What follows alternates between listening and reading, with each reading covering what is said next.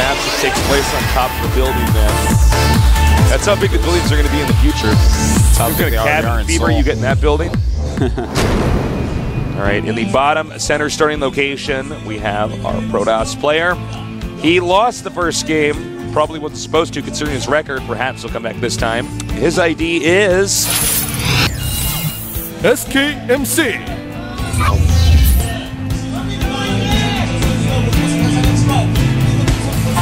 Very excited fan in the audience. A crazy fan not plural, in the audience. In the center right, we have our Terran player. He's so young yet so good. Could he be the Flash of StarCraft II? He is. I like to become one of those. Maru Kron. Become one of those Could guys. he be the new Zerg Banjwa? All right, so I'm excited to see what Maru does this game. I think he's just going to play another solid game.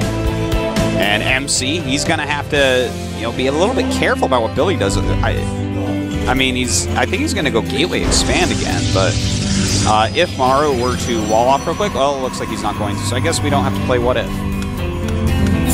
Yeah, unless he wants him to get in the base and then show him something and then cancel it. But that's true. He could do anything like speculative. that. I mean, just a little tweak like that in his build can go a long way, as we saw last game. It's funny because a lot of times in StarCraft II, you get players where you could tell they copied somebody, especially in StarCraft I, some of the younger players in the later part of StarCraft I. You see there were players that just copied a build perfectly but couldn't tell you why they did what they were doing. And this is sort of the opposite of that. We have a very young player who doesn't seem to have copied anybody's build and seems to know exactly what he's doing. So that's a real testament to his intelligence. Definitely seems like a smart player. Going to scout with the injured SCV. I wasn't surprised by that. People do tend to do that quite a bit. It's quite easier to chase it out then. That's actually very interesting. If the longer the game goes, well, I guess if it gets past 25 minutes, MC is in serious trouble. I gotta say, I'm not surprised by the top two stats in the beginning, because this guy does so many timing attacks. Yeah, exactly. He does so many 6 gates or 4 gates and just tears down the bunkers. So that's actually, I just had no idea MC had lost that much when it was past 25 minutes. That's really surprising, 28.6%. Well, he's not known for that. That's not his area of the game. I'm curious how many times he's actually gotten to that phase of the game as well. Not sure, but fun stat from yesterday was parting when he gets that area, 0% losses, 100% wins. The two completely different Protosses. Yeah.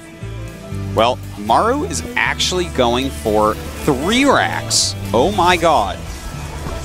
3 racks, Tasteless. With the bunker again. Yeah, that's going to be tricky, but MC is actually much more ready this time. He's gotten 2 gas off of his 1 base. It's interesting to see that Maru also doesn't die. It seems like his weakest is early mid-game or beginning of late game. I'm so excited to see what he gets to see, because he's seen a gas and he's seen 1 racks. Oh my god, I'm excited. If he sees just the reactor when he scouts this...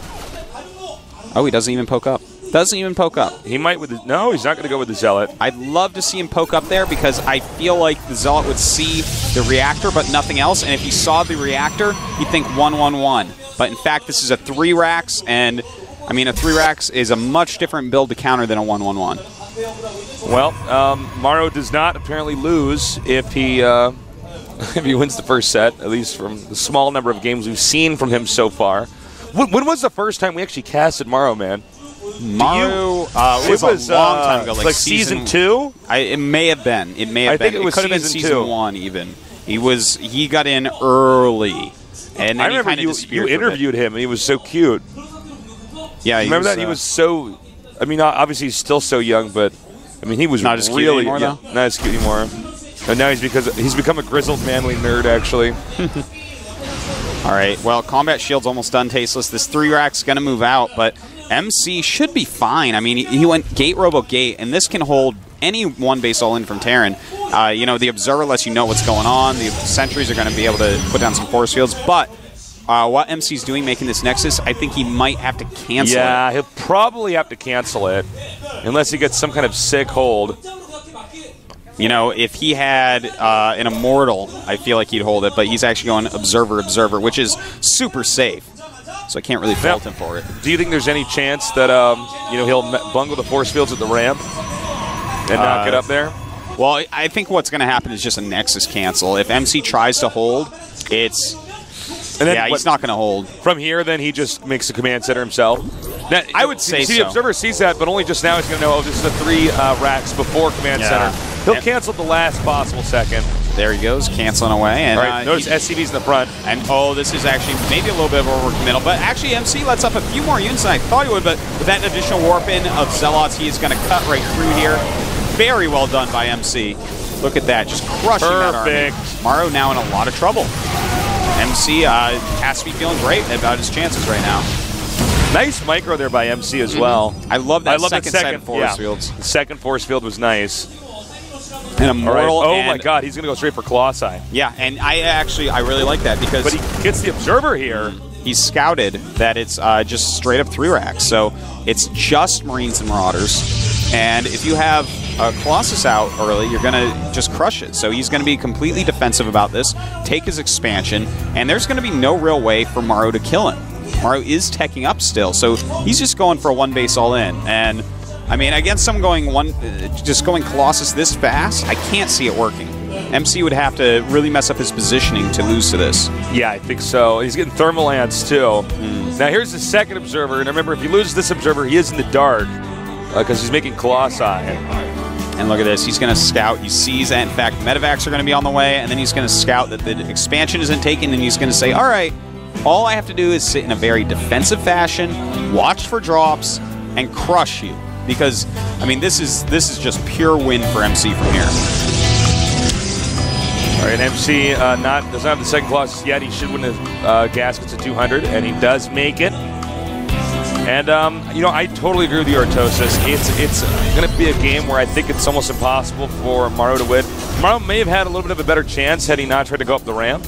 Yeah, he would have had more bulk. I don't know how you can make 3 racks against someone that has an observer in your base, see a Nexus, then try to go up the ramp, a warping in Nexus, try to go up the ramp. It's like, well, if he doesn't have a sentry, he shouldn't be this far in code S. If he actually just makes the Nexus cancel, he could just go make his own command center and get a little bit of an econ edge and try to play it out from there.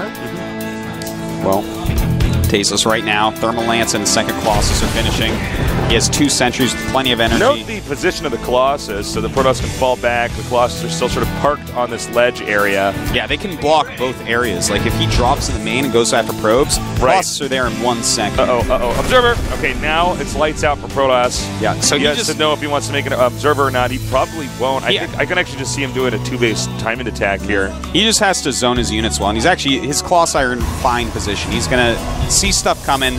I mean, he might lose fringe pylons, might lose like a geyser, but the thing is, he's on 2 base, so he's just going to be fine. I mean, even SCVs are coming around. 3 Colossus, free win for MC. Oh my god, he's going to send his SCVs. And you know what?